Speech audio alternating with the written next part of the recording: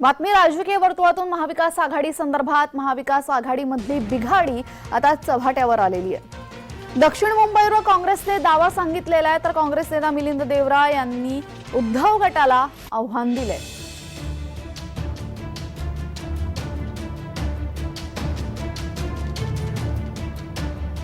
दक्षिण मुंबई मतदारसंघावर काँग्रेसचे नेता मिलिंद देवरा यांनी दावा सांगत उद्धव गटाला आव्हान दिले।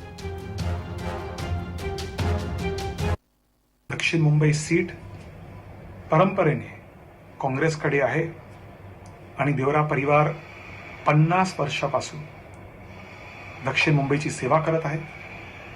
खासदार असो व नसो, मतदारसंघातील सर्व जनतेसाठी आमचे काम सुरूच असते। आम्ही कोणत्याही लाटेत निवडून आलेलो नाही। काम आणि नात्याने हा मतदारसंघ जिंकला आहे।